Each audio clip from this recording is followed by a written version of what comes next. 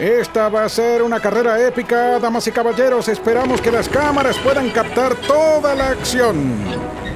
Se abren las tranqueras. ¡Largamos! ¡Qué disparada, damas y caballeros! Pastor toma la delantera, pero ahí se adelanta Romano, seguido de cerca por Mercader, que intenta abrirse paso por el medio. Miren la fuerza de esas patas. Por el lado de afuera quiere pasar Saduceo. ¡Qué determinación en ese rostro al entrar en la recta final! Esos no son caballos de calecita, ¿eh? ¡Excelente trabajo de cámara, señor director!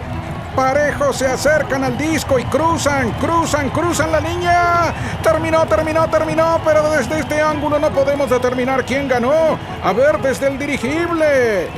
Señoras y señores, por una cabeza, Asno Pollino se lleva la victoria. Así como múltiples cámaras nos ayudan a captar todos los detalles de una carrera, el Nuevo Testamento nos da 4 ángulos de la vida de Jesucristo en los 4 evangelios. 3 de ellos, llamados los evangelios sinópticos, se superponen bastante, pero uno de ellos a veces se proyecta a las estrellas. La información hallada en el evangelio de Juan es 90% original. En vez de comenzar con el nacimiento de Jesús en Belén, Juan mira hacia los cielos y va más allá. Hace mucho tiempo, en una galaxia muy lejana, para explorar los comienzos del universo.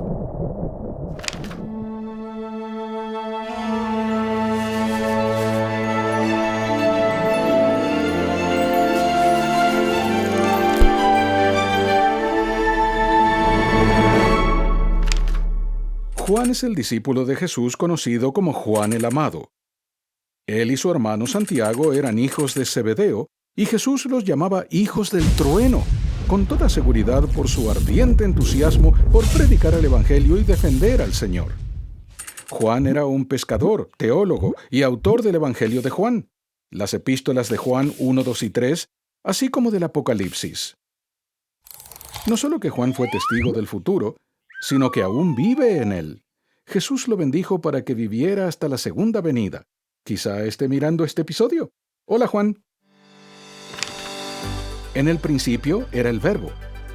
¿Qué verbo?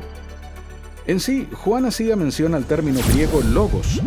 No ese tipo de logos, aunque Jesús es la representación de la marca eterna de Dios. El verbo o término al que se refiere Juan es logos, que en griego significa discurso, razón, idea, narración, sabiduría, información o verdad. Pero, ¿por qué Juan llamaría a Jesucristo el Verbo? ¿Listo para un análisis a fondo? Aquí vamos. Bien, primero hablemos del poder de la información, uno de los aspectos de Logos. La información se puede condensar en pequeños segmentos que viajan largas distancias mediante radiación electromagnética, una forma de luz. La información le dará instrucciones a una máquina, para bien o para mal. Pero cuando esa información proviene de Jesús, la luz del mundo, puede empoderar a la maquinaria de nuestras almas. Y no es solo nuestra maquinaria, sino la maquinaria del cosmos que recibe la energía de Jesús. Él es el Logos, porque cuando Dios habla, Jesús representa la voluntad de Dios. Jesús hace posible nuestra comunicación con Dios, y Jesús es literalmente la palabra de Dios a nosotros. Juan comienza con la majestuosidad celestial de Jesús, y en el versículo 14, el Verbo es hecho carne. ¿Por qué? Porque la palabra de Dios es poderosa, pero Él también hace lo que predica, y los hechos hablan más claro que las palabras. Las personas que cambian el mundo para mejor, como George Washington, Gandhi, Martin Luther King y la Madre Teresa, comunicaron sus propósitos mediante sus hechos. ¿Por cuál otra razón sería el Verbo hecho carne?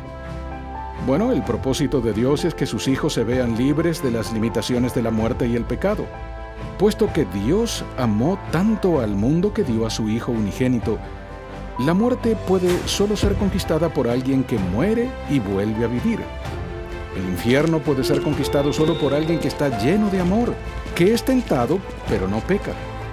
Como ser mortal, Jesús estaba sujeto al dolor, la tentación, la muerte y el infierno, pero como Hijo de Dios tenía la capacidad de conquistarlo todo. En la gloria y la perfección de Dios, Jesús no está sujeto al dolor ni a la tentación, pero como lo explica el gran teólogo C.S. Lewis, Suponiendo que Dios llegara a ser un hombre, que nuestra naturaleza humana, que está sujeta al sufrimiento y a la muerte, se amalgamara a la naturaleza de Dios en una persona, ella podría ayudarnos. Entonces, tal como lo aprendemos en el primer capítulo de Juan, Dios hizo más que indicarnos un camino. Él nos dio un guía personal en su Hijo Jesucristo. El día después de su bautismo, Juan y Andrés estaban con Juan el Bautista. ¡Mirad, el Cordero de Dios! ¿Qué buscáis? Pues yo, maestro, ¿dónde moras? Venid y ved.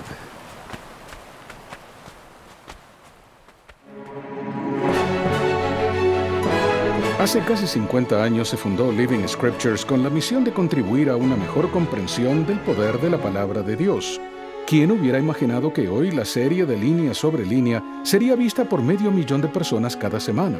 La temporada 4 sobre el Nuevo Testamento está ya en plena producción, así que necesitamos su ayuda haciendo clic en el enlace de donaciones de más abajo. Con una donación de $10 por mes, recibe una suscripción al streaming de Living Scriptures. Y si dona $1,000 o más, nuestros artistas dibujarán su rostro para una breve aparición en uno de nuestros videos. Juntos, mediante el Evangelio de Jesucristo, podemos influir poderosamente en muchísimas personas alrededor del mundo. Desde ya muchas gracias, y ahora vaya a estudiar las Escrituras.